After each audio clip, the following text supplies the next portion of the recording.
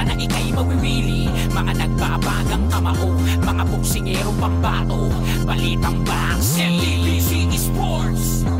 So mga par, matapos nga po ang isa sa mga pinakaboring na bakbakan sa pagitan ng lightweight superstar Shakur Stevenson kalaban ng hard-hitting puncher na si Edwin De Los Santos, kung saan mga idol maraming kilalang personalidad sa boxing sports ang binatikos ang galawan na pinakita ni Shakur Stevenson. At isa na nga po sa mga bumanat kay Shakur mga idol, ang kadibisyon nito na si Devin Haney. Aniya mga idol, masyado na daw ito generous para operan si Shakur ng 25% sa kanilang laban. Dapat daw mga idol pang 10% lang ang offer kay Shakur dahil sa totoo lang daw, isa lamang itong bam o mahinang fighter. Well, isa masakit na real talk to mga idol para kay Shakur dahil sa naging performance nito sa laban kay De Los Santos. Ngayon marami na ang nagdududa sa kanya bilang isa sa mga future pound for pound boxer sa bakbakan. Well, hindi natin sila masisisi mga idol kung tinatantad nila ng batikos ang lightweight superstar. Malaki kasi expectation ng karamihan sa kanya mga idol para makapagdala ng magandang laban. Maski tayo mga idol nag-i-expect kay Shakur Stevenson na siya lamang kaya mag-challenge kay Tank Davis para sa super fight na laban. Pero dahil sa pinakita nito mga idol, talaga masasabi po natin na hindi talaga kaya manalo sa laban ni Shakur kay Davis. Kung papanoorin nyo kasi mga idol, nung mabuti ang laban nito kay Edwin De Los Santos. Simula sa round 1 noong natamaan siya ng malakas na hook ni Edwin.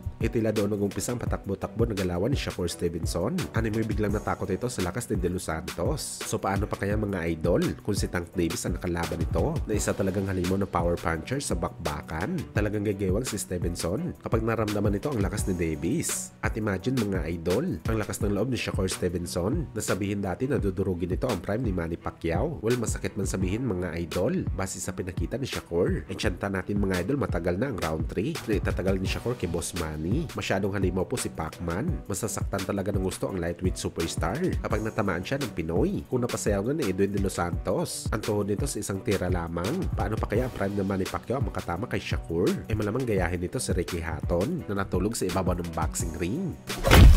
Sa kabilang banda naman mga idol, sa naging panayam nga po ng ating Filipino Flash Nonito Donaire Jr. kasama ang dating tinalo ni Manny Pacquiao ni si Marco Antonio Barrera, kung saan mga idol brutal na inamin ni Flash matapos ang malagim na pagkatalo nito kay Alexandro Santiago para sana sa WBC Bantamweight title. Aniya mga idol, hindi pa daw nagtatapos ang kanyang karera sa bakbakan dahil pinaplano pa daw nito na lumaban ng ilang beses pa. At ang dalawa nga mga idol na target na laban ni Flash, ang sagupaan nito kontra kay Fernando Martinez para sa IBF Super Flyweight title at ang kain na maging 5 Division World Champion. At syempre mga idol, ang pangatlong laban nito kay Naoya Inoue. Gusto daw talaga mga idol makabawi ni Flash Hapones dahil alam talaga nito mga idol sa kanyang sarili na kaya niya ito talunin sa bakbakan. Well, sa ngayon mga idol, medyo malabo na ang laban nito kay Inoue dahil masyadong busy na si Inoue sa 122 pounds. Pero malaki naman mga idol ang tsansa nito na makalaban si Fernando Daniel Martinez dahil mismong IBF champion nagbigay na rin ng interes na lalabanan niya daw ang Pinoy sa bakbakan.